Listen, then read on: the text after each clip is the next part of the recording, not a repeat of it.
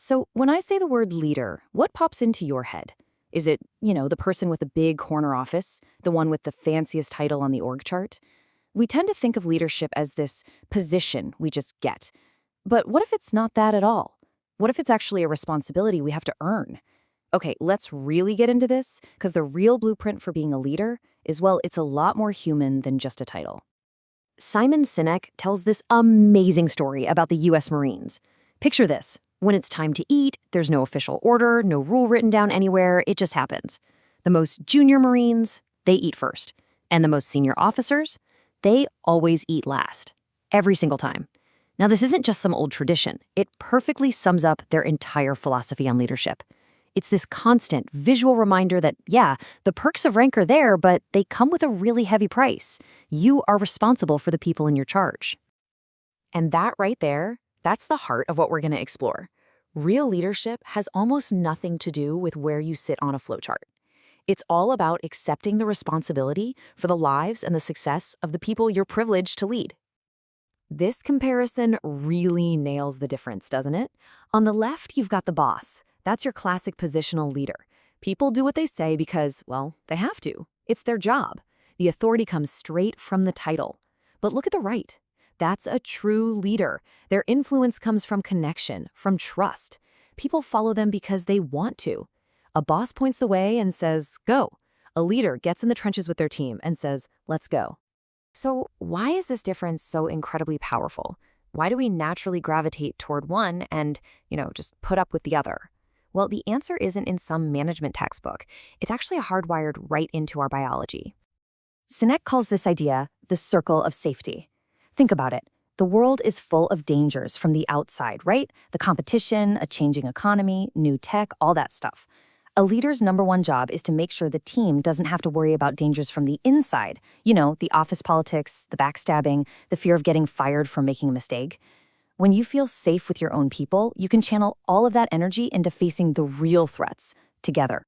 And this isn't just a nice idea, it's a biological fact. For thousands and thousands of years, we survived by being able to trust the people in our tribe. When we feel like we belong, when we feel protected, our brains literally open up to collaboration, to creativity, to innovation. But the second we feel threatened by our own coworkers, or worse, our own leaders, our brains flip into self-preservation mode. We just shut down. And this is where it gets fascinating. It all comes down to brain chemistry. Seriously, on one side, you've got a threat environment. When we're there, our bodies get flooded with cortisol. That's the stress chemical. It makes you anxious, focused only on saving your own skin. It literally shuts down your ability to trust other people. But on the other side, in a safe environment, our brains release oxytocin. That's the good stuff, the trust chemical. It's responsible for empathy, for cooperation, for that powerful feeling that we belong. So here's the big takeaway. Leaders are basically chemists. They are the ones creating the conditions that decide which of these two chemicals is going to run the show in their organization. Okay, so if creating that circle of safety is the ultimate goal, how in the world do we actually do it? Well, this is where author John C. Maxwell's work gives us this super practical, step-by-step blueprint for building exactly the kind of influence that creates that trust. He calls them the 5 levels of leadership. Now, everybody starts at level 1, position. That's the only level that's just given to you. Every single level after that has to be earned. You've got to move from relying on your rights to building relationships, then to getting results for the team. And the highest levels, they're all about developing your people and finally earning a kind of respect where your influence goes way beyond your actual job. Let's take a look at how that climb gets started. All right, let's really zoom in on what might be the most critical part of this whole journey, that initial climb from level 1 up to level 3. This is where the foundation of all your trust is either built or it completely crumbles. So the journey begins with a really simple but honestly profound choice. You have to be willing to leave the comfort and the security of your title and intentionally move toward your people. The best leaders get this. They know it's their job to initiate that connection, to close the distance between them and their team. This is exactly how you earn level 2, which is called permission. And really, this is the practical, boots-on-the-ground way you build that circle of safety we talked about. It's all based on a simple human truth. People go along with leaders they get along with. And look, this isn't about being best friends with everyone. It's about seeing your people as actual human beings, taking the time to learn what they need, and then actively helping them win. But hey, great relationships alone aren't enough, right? I mean, all the trust in the world isn't going to matter if the ship is sinking. To build influence that actually lasts, you've got to pair that trust with competence. You have to get stuff done. And that brings us to level 3, production.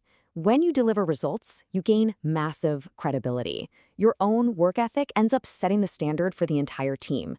People see that you can actually lead them to a win, and that builds a really powerful kind of trust.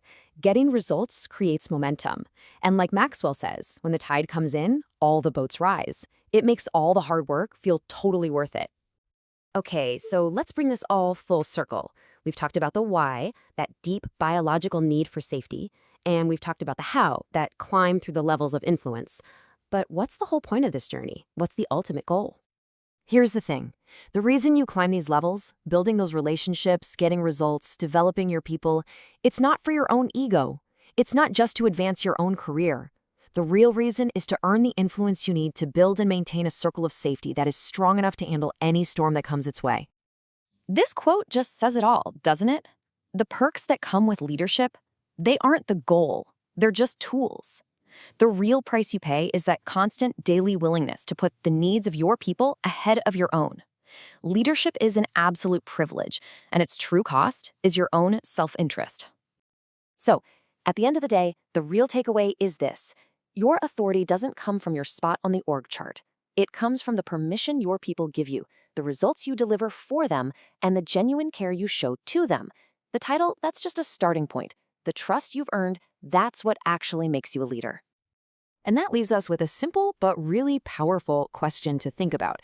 If you stripped away your title, the paycheck, all the formal power, would anyone still choose to follow you? The answer to that question tells you everything you need to know about what kind of leader you really are.